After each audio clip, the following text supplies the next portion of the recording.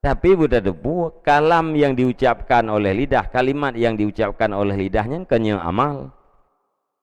Amal yang namanya amal kan hisab. Sekurang-kurang azab kan panjangnya hisab. Nah, buat dosa tahana tapi katanya kana buat.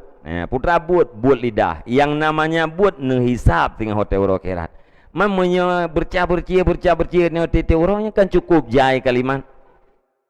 Cukup jai kalimat yang ditulis oleh malaikat yang nehisab. Panjang hisab, leuh nehisab tamang syurga nak Allah.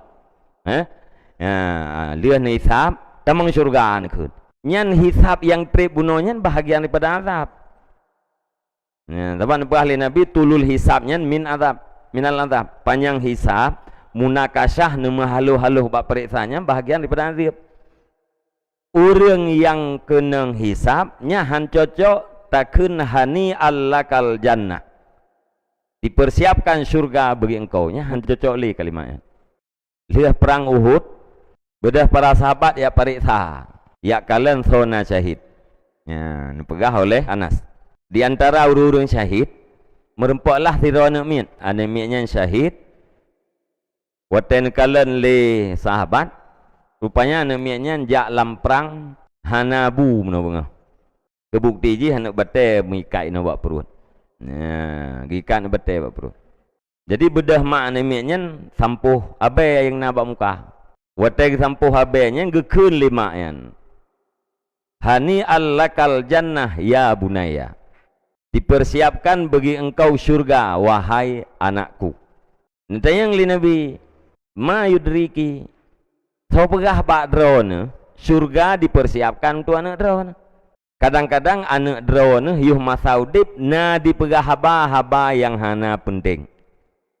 Artinya pu watene kun lima anemnya hani allakal jannah ya bunaya dipersiapkan syurga bagi engkau wahai anakku nu proteh li Nabi. So pegah bak drone. Yang kedua, Nabi tanya Ka'ab ho hana dede. Ni jawab li sahabat Ka'ab kurang sehat ya Rasulullah. Beda Rasulullah ya urmoh Ka'ab.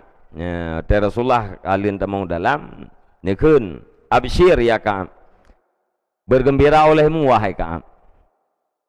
Nentau tiraurina hani allakal jannah ya Ka'ab. Dipersiapkan surga bagi engkau wahai Ka'ab. Netayang li Nabi man hadhil muta'alliyah. Siapa perempuan yang mengabaikan Allah Ta'ala ini? Jawab li Ka'ab. Hadza ummi ya Rasulullah, nyan maklum ya Rasulullah. Netayang li Nabi wa ma yudriki, so pegah bakdrone syurga dipersiapkan bagi Ka'ab. Kadang-kadang Ka'ab naga pegah haba yang hana penting. Ka'ab kanya sahabat. Ya, olehnya urang yang syahid bunuh, urang syahid kanya urang tamang syurga. Tapi Nabi nu proteh, so pegah bakdron syurga dipersiapkan. Artinya baru sah takun syurga dipersiapkan bagi engkau ke urang-urang yang tamang syurga tanpa hisab. Ke urang-urang yang tamang syurga tanpa hisab. Monya urang getamang syurga leuh hisab walau tidak mendapatkan azab, nyan hana cocok kun hani allakal jannah. Urang yang na pegah haba yang hana penting gehisab hotel akhirat.